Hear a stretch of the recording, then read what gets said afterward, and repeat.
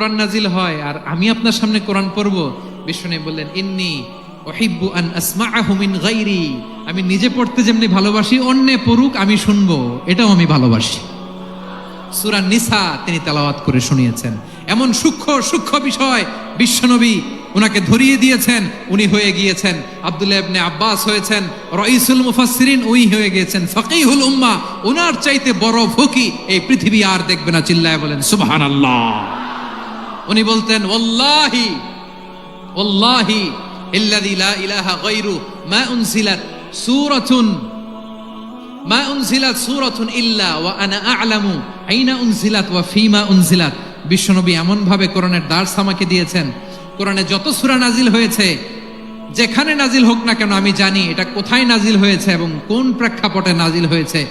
এমন একটা সূরা নাই যে সূরার কোথায় নাজিল হয়েছে আমি মাসুদের জানা নাই, কোন প্রেক্ষাপটে নাজিল হয়েছে আমার জানা নাই। এরকম ঘটবে না, চিল্লায় বলেন আল্লাহু আকবার। এই আব্দুল্লাহ ইবনে মাসউদ রাদিয়াল্লাহু তাআলা আনহু ওমর ফারুকের সময় কুফার চিফ জাস্টিস ছিলেন। কুফা নগরীর চিফ জাস্টিস, চিফ জাস্টিস বুঝেন নাই? বিচারপতি। কি ছিলেন? সবাই বলে নাই কি ছিলেন? বিচারপতি ছিলেন। এবং ওনার যে ফিকহি জ্ঞানের ধারা, এটাই আলকামা, ইব্রাহিম আন-নাখাই, হাম্মাদ ইবনে সুলাইমান হয়ে ইমাম আবু হানিফা পর্যন্ত পৌঁছেছে। এবং ওনার ফিকহি জ্ঞানের ধারাই হানাফি মাযহাবে অ্যাকসেপ্ট হয়েছে। আজও এগুলো হানাফি মাযহাবে চর্চিত হয়। হানাফি মাযহাবের সব ফিক আব্দুল্লাহ ইবনে মাসউদের ফিকহি জ্ঞানের ধারা থেকে নেওয়া হয়েছে, চিল্লায় পড়েন সুবহানাল্লাহ। তাহলে উনাকে বিশ্বনবী বানিয়েছেন জুরিস্ট, আইনবিদ, ফকিহ। উনারে আজান শিখান নাই। হিউম্যান রিসোর্স ডেভেলপমেন্ট কিভাবে করবেন, মানব সম্পদের উন্নয়ন কিভাবে করতে হয়, কিভাবে যার যেখানে প্রতিভা কাজে লাগাতে হয় উনি দেখিয়েছেন। সুবহানাল্লাহ পড়বেন না? খালিদ বিন ওয়ালিদ নাম শুনছেন? কে কে শোনেন নাই হাত তোলেন। কি ছিলেন? বীর যোদ্ধা ছিলেন খালিদ বিন ওয়ালিদ। কিন্তু তিনি ইসলাম ধর্ম গ্রহণ করেছেন অনেক দেরিতে, 8ম হিজরিতে। তার মানে 8ম হিজরির আগে উনি মুশরিকদের পক্ষে লড়াই করেছেন। ওনার হাতে কত মুসলিম সাহাবী যে নিহত হয়েছে হিসাব নাই। বিশ্বনবী টার্গেট করে রাখছে, তুমি আমাদের মুসলিমদের এত ক্ষতি করলা, তুমি যখন মুসলমান হবা তোমারে দিয়ে আমি এমন কাম করামু যে এটা আর কেউ করতে পারবে না। সুবহানাল্লাহ নাই? যশোর ক্লান্ত হয়ে গেছে।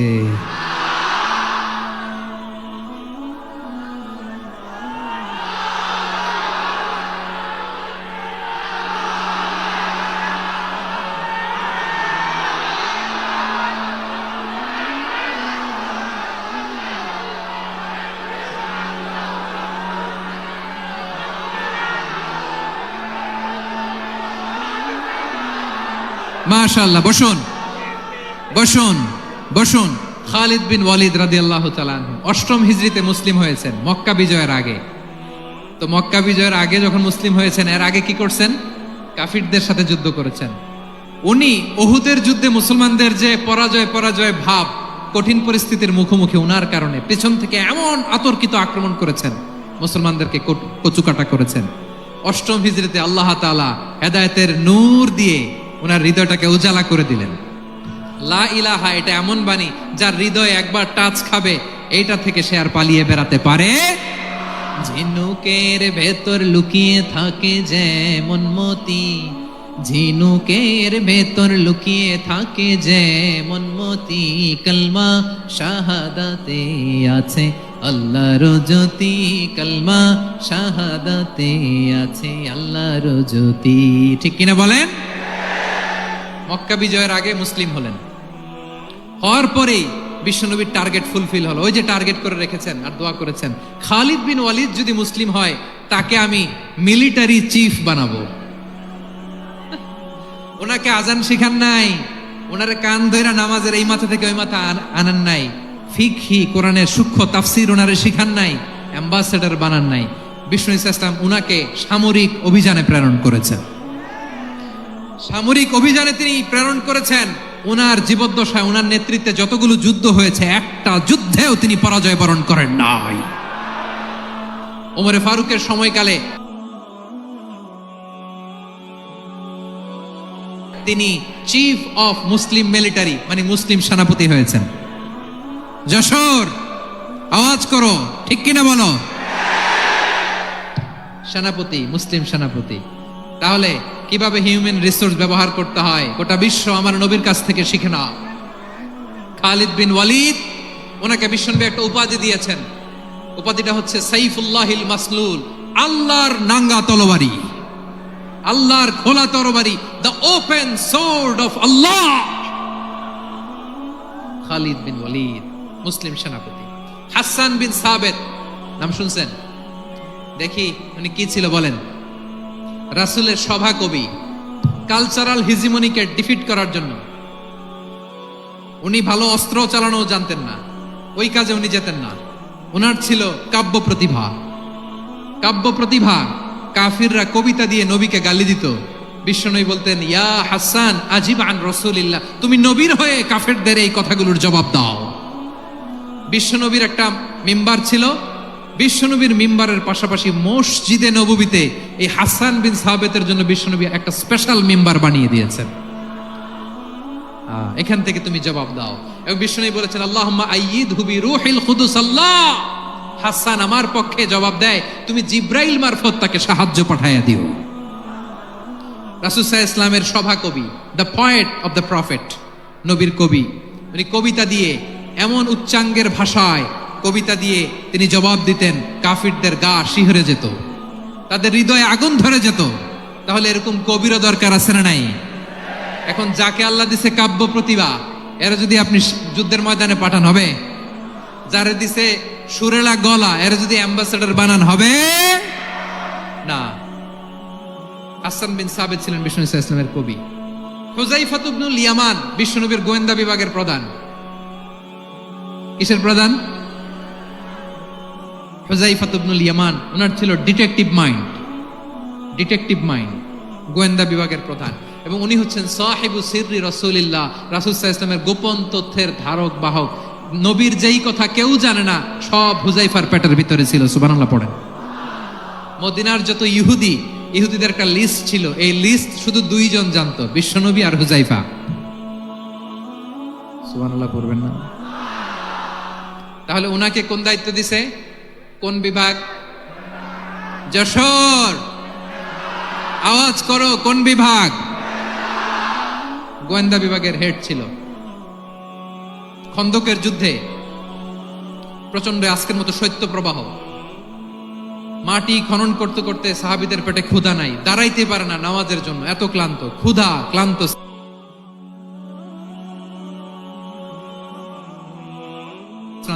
বিষ্ণুই বললেন, কে আছো এই কঠিন শীত, এই ভয় আর ক্ষুধার মধ্যেও খন্দকের পরীক্ষার টপকে শত্রু শিবিরে যে আমাকে তথ্য দিবা? কে আছো? কারো গায়ে শক্তিই নাই যে দাঁড়াবে, কেউ দাঁড়ায় না। বিশ্বনবী তখন নিজে হুযায়ফাকে ডাক দিলেন, হুযায়ফা, যে আমাকে আজকে শত্রু শিবিরের তথ্য এনে দিবে, সে জান্নাতে আমার মোরাফাকা, আমার সঙ্গী হবে।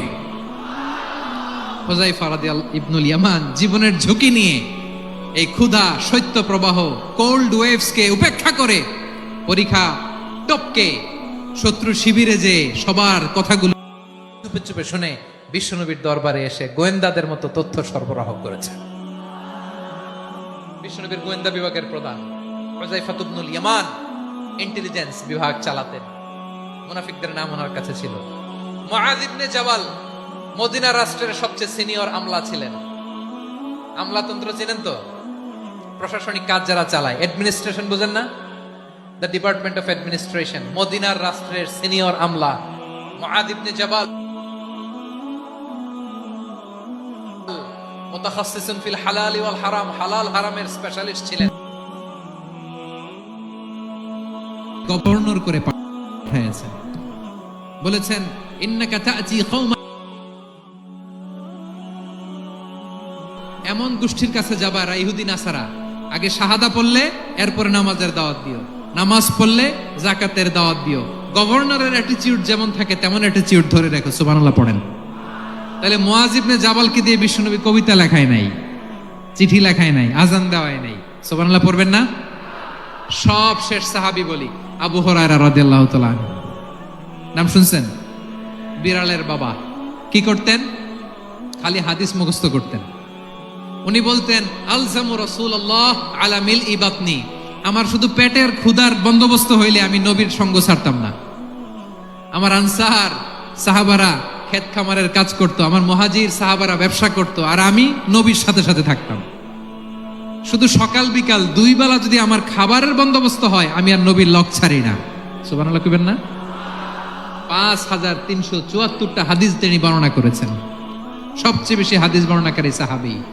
হাদিস প্রিজার্ভেশনের কাজে বিশ্বনবী ওনাকে কাজে লাগিয়েছেন।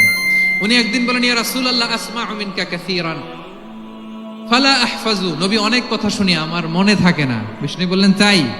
উবসুত রিদাক, তোমার চাদরটা বিছাও। আবু হুরায়রা বিছালেন, বিশ্বনবী হাত বুলায় দিলেন, এরপরে অনেক হাদিস বর্ণনা করলেন। আবু হুরায়রা বলে, তারপর থেকে বিশ্বনবী যাই বর্ণনা করে আমি শুনি আর একটাও ভুলি না। এখন সুবহানাল্লাহ। বিশ্বনবী ওনাকে হাদিস প্রিজার্ভেশন, নবীর এই যে লক্ষ্য হাদিস প্রিজার্ভেশনের এই দায়িত্ব দিয়েছেন সাইয়েদনা আবু হুরায়রা রাদিয়াল্লাহু তাআলা আনহুকে। প্রিয় ভাইরা, তাহলে 10 জন সাহাবীর কথা যে বললাম, আপনারা কি খেয়াল করেছেন কত বড় ট্যালেন্ট হান্টার, চৌকস ট্যালেন্ট হান্টার ছিল আমার নবী। এক একজনের এক এক ট্যালেন্ট এক এক কাজে অ্যাসাইন করেছেন, এক একজনকে এক এক দায়িত্ব দিয়েছেন, এক একজনের প্রতিভাকে এক একভাবে বিকশিত হওয়ার সুযোগ দিয়েছেন। আওয়াজ করে বলেন ঠিক কি না? এখন আমার পর্দার আড়ালে আমার মায়েরা বলবে, এতগুলো পুরুষ সাহাবীর কথা বললো, নারী সাহাবীরা কি কিছু করে নাই? হ্যাঁ, একজন নারী সাহাবীর কথা বলে মোনাজাত হবে, দোয়া ছাড়া কেউ যাব না। রুফাইদা আল আসলামিয়া রাদিয়াল্লাহু তাআলা আনহা, ওনার বাবার নাম সাআদ আল আসলামি। বিশ্বনবী কি খেয়াল করলেন দেখেন, সাআদ ছিল মদিনার বড় ডাক্তার। এই নারী সাহাবী রুফাইদা বাবার কাছ থেকে চিকিৎসা বিদ্যা শিখেছেন। যখন শিখছে, বিশ্বনবী দেখলেন আমার তো প্রতি সপ্তাহে সপ্তাহে যুদ্ধে আহত সাহাবীদের সেবা দিবে কে? বিশ্বনবী রুফাইদাকে বললেন, রুফাইদা তুমি মসজিদে নববীর পাশে একটা মেডিকেল ক্যাম্প করো। এই যে সাকিনা আদ্দিন মেডিকেলের আমার ছাত্রী বন্ধুরা, শুনে রাখো, তোমাদের আইকন হচ্ছে রুফাইদা আল আসলামিয়া। বিশ্বনবীর ডিরেকশন অনুযায়ী তিনি মসজিদে নববীর পাশে একটা মেডিকেল ক্যাম্প করলেন এবং আহত সাহাবাদের চিকিৎসা উনি ওনার টিম নিয়ে দিতেন। বিশ্বনবীর পরামর্শে উনি আনসারি এবং মুহাজির মহিলা সাহাবীদেরকে নিয়ে একটা স্পেশাল মেডিকেল টিম গঠন করলেন। খায়বার যুদ্ধে 7ম হিজরিতে যখন বিশ্বনবী যায়, উনি ওনার টিম নিয়ে আসলেন, বললেন, ইয়া রাসূলুল্লাহ, আমরা তো তলোয়ার চালাতে পারি না, আমরা তো তীর মারতে পারি না, আপনি যদি অনুমতি দেন খায়বার অভিযানে আমি আমার টিম নিয়ে মেডিকেল টিমের সেবাটা সার্ভিসটা দিতে চাই। পড়েন সুবহানাল্লাহ। বিশ্বনবী অনুমতি দিলেন, যোদ্ধা সাহাবীদের সাথে রুফাইদা আল আসলামিয়া উনিও মেডিকেল টিম নিয়ে অগ্রসর হলেন। খায়বারের প্রতিটা আহত ইনজুর্ড সাহাবী যারা ইনজুরির শিকার হয়েছেন, সবাই রুফাইদা আল আসলামিয়ার এই মেডিকেল ক্যাম্প থেকে চিকিৎসা সহায়তা পেয়েছেন। সুবহানাল্লাহ পড়েন। দেখেন কিভাবে বিশ্বনবী ট্যালেন্ট বাছাই করতেন, আপনি অবাক হবেন। বাহরাইনের মেডিকেল ইউনিভার্সিটিতে রুফাইদা আল আসলামিয়া মেডিকেল প্রাইজ অ্যাওয়ার্ড প্রতি বছর দেয়া হয়। যদি 8 দিনের এই মেডিকেল, আমার বোনেরা যদি জেনে থাকো জানো, না হলে নতুন করে জানো, সার্চ দিও রুফাইদা আল আসলামিয়া মেডিকেল অ্যাওয়ার্ড, বাহরাইনের ইউনিভার্সিটিতে দেয়া হয়। প্রিয় ভাইয়েরা, তাহলে আলোচনার সামারি আমরা করি। বিশ্বনবী যার যেখানে ট্যালেন্ট তাকে ওইখানে কাজে লাগাতেন। আওয়াজ করে বলেন ঠিক কিনা? এবার একটা ইন্টারভিউ হবে, আওয়াজ করে বলেন, আবু মাহজুরাকে বিশ্বনবী কি বানাইছেন? হ্যাঁ,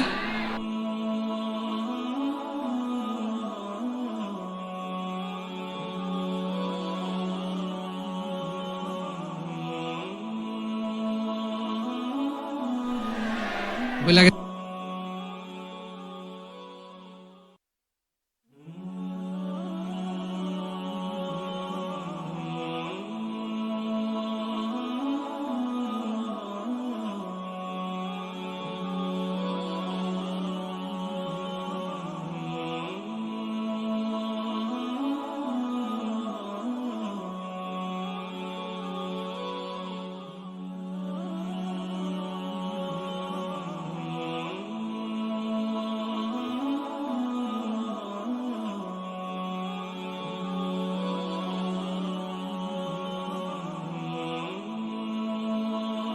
হাসান বিন সাবিত ছিলেন বিশ্বনবীর সভাকবি। কি ছিলেন? বিশ্বনবীর সভাকবি ছিলেন। এরপরে হুযায়ফা ইবনুল ইয়ামান কি ছিলেন? গোয়েন্দা বিভাগের প্রধান। মুআয ইবনে জাবাল কি ছিলেন? সিনিয়র আমলা। ইয়ামানের গভর্নর। আবু হুরায়রা রাদিয়াল্লাহু তাআলা আনহু হাদিস প্রিজার্ভেশনের কাজ করেছেন। আর আমাদের রুফাইদা আল আসলামিয়া রাদিয়াল্লাহু তাআলা আনহা কি ছিলেন? নার্স ছিলেন। নার্স হয়ে মেডিকেল সেবা দিয়েছেন। প্রিয় ভাইরা, পুরো আলোচনার যদি সামারি করি তাহলে বিশ্বনবী যেভাবে হিউম্যান রিসোর্সকে ম্যানেজ করেছেন, যার যেখানে প্রতিভা কাজে লাগিয়েছেন, আমরাও যদি করি আমাদের বাংলাদেশের চিত্র আমরা পাল্টে দিতে পারবো। আমরা শুরুতে শুনেছি মানুষের আছে অসীম সম্ভাবনা, প্রতিটা মানুষ অনন্য, যত্ন নিলে, যথাযথ পরিচর্যা করলে মানুষ বিশ্ব জয় করতে পারে, ঠিক কিনা? আমাদের হাফেজে কোরআনের সামনে দাঁড়াতে পারে এমন কোন হাফেজে কোরআন আল্লাহর জমিনে জন্ম হয় নাই। গোটা বিশ্ব কাঁপিয়ে তারা সেরা, আমাদের ক্রিকেটাররা সেরা, আমাদের তৈরি পোশাক শিল্প সেরা। এরকম অনেক অনেক সেরা জিনিস আছে, আমরা এগুলোরে নার্চারিং করতে পারি নাই, পরিচর্যা করতে পারি নাই, সঠিক তারবিয়াতের অভাব। তাহলে মানুষের অসীম সম্ভাবনাকে কাজে লাগাতে হবে, ঠিক কিনা বলেন? ইউনূস গভর্নমেন্টকে আমি বলবো, অল্প সময়ের জন্য আপনারা এসেছেন, সংস্কারও করতে হবে, আবার নির্বাচনও করতে হবে। সব সংস্কার হতে করতে পারবেন না, যতটুকু পারবেন এর মধ্যে আমাদের যে হিউজ ম্যান পাওয়ার, আমাদের যে মানব সম্পদ, হিউম্যান রিসোর্স, এটাকে ডেভেলপ করে আপনাদের যেতে হবে। যেটা পারবেন না সেটাকে পরবর্তী নির্বাচিত গভর্নমেন্টের কাছে রেখে যেতে হবে, যে তারা যেন করে, তাদের কাছে আপনারা এটা রেখে যাবেন। তাহলে মানুষ চাইলে বিশ্ব জয় করতে পারে। আর মানুষকে হারাতে পারে কেউ? জোরে বলো যশোর, মানুষকে হারাতে পারে কেউ? আল্লাহ আমাদেরকে জনসংখ্যা দিয়েছেন প্রিয় ভাইয়েরা। এই জনসংখ্যা অনেক বড় সম্পদ, এটা আমাদের জন্য অভিশাপ নয়, আশীর্বাদ। আমাদের জনসংখ্যাকে যদি আমরা জনশক্তিতে রূপান্তর করতে পারি, আজকে বাংলাদেশ যে অবস্থানে দাঁড়িয়ে আছে, বাংলাদেশ তার 20 গুণ উন্নতির শিখরে চলে যাবে। চিল্লায় বলো ঠিক কিনা? আমাদের শ্রমিক ভাইয়েরা বাইরে কাজ করে, আমাদের শ্রমজীবী ভাইয়েরা, প্রবাসীরা, তাদের ব্যাপারে গুরুত্ব দিতে হবে। আমাদের শ্রমের দাম সবচেয়ে কম, সবচেয়ে কম। তারা এম্বাসিতে গুরুত্ব পায় না, এয়ারপোর্টে গুরুত্ব পায় না। এই সরকার অবশ্য তাদেরকে অনেক গুরুত্ব দিচ্ছে।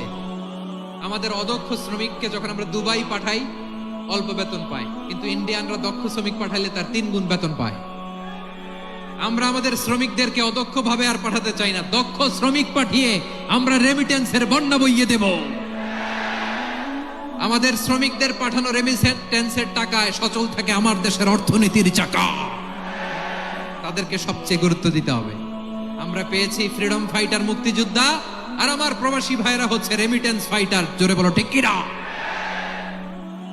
তাহলে আমাদের এই জনশক্তিকে জনসম্পদে ট্রান্সফর্ম করতে হবে, ঠিক কিনা বলেন? সরকার জনগণকে এভাবে পলিশ করতে হবে।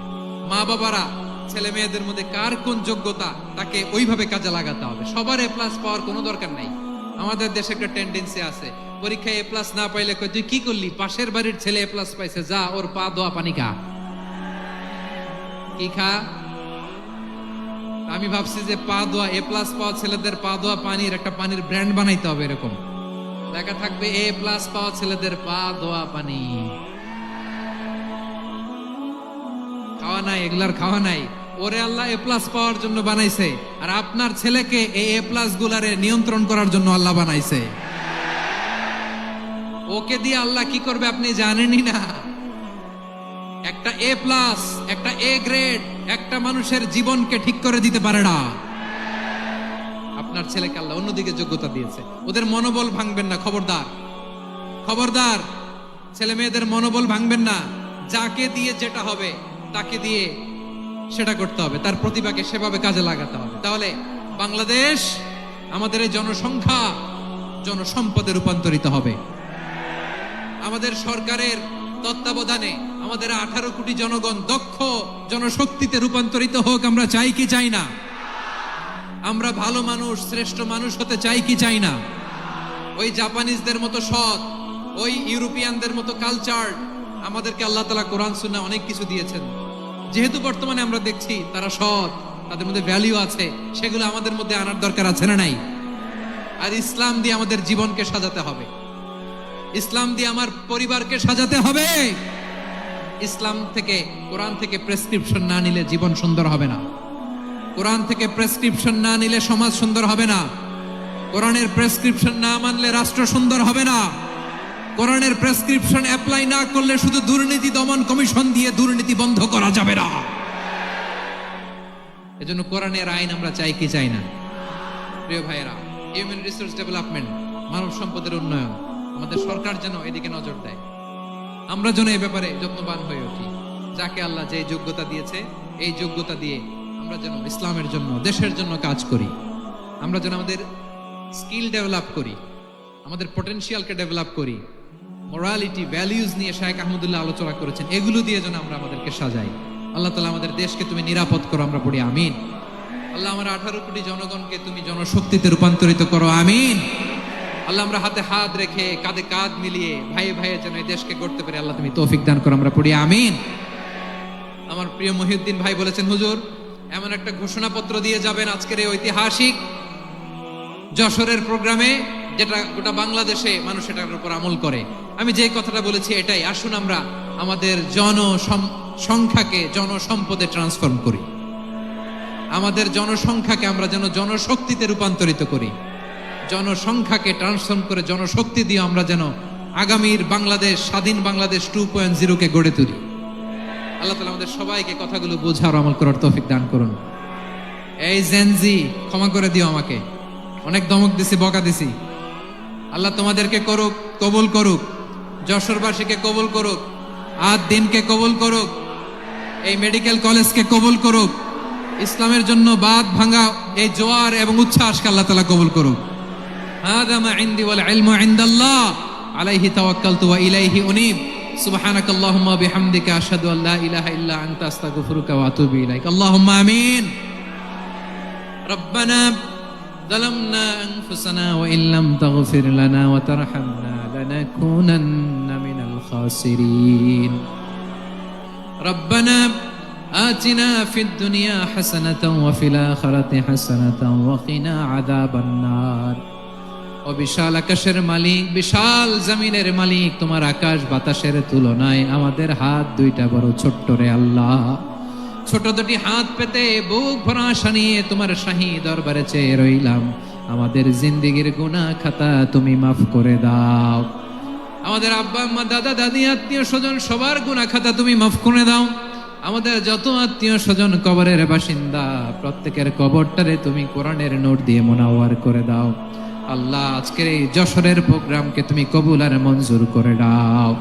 সূরা বনী ইসরাঈলের 70 নম্বর আয়াতের আলোকে জনসংখ্যাকে কিভাবে জনশক্তি, জনসম্পদে রূপান্তরিত করা যায়, সিরাতের লেন্সে, সিরাত থেকে আমরা শুনলাম, যা কিছু শুনলাম আমল করার তৌফিক দাও রব্বুল আলামিন। আমার বাংলাদেশকে সোনার বাংলাদেশ হিসেবে কবুল করে নাও।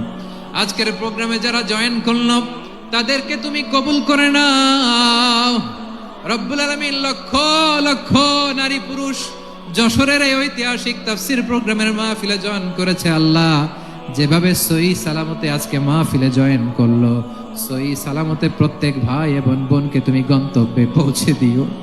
আল্লাহ কত বড় বড় আল্লাহর ওলিরা এখানে এসেছে, মাদ্রাসার হুজুররা এসেছে, পর্দার আড়ালে কত বড় নেককার নারীরা এসেছে। আল্লাহ যার হাতকে তোমার পছন্দ হয়, যার ইবাদতকে পছন্দ হয়, তার ইবাদতের ওসিলায় আজকের দোয়াটা তুমি কবুল আর মঞ্জুর করে দাও।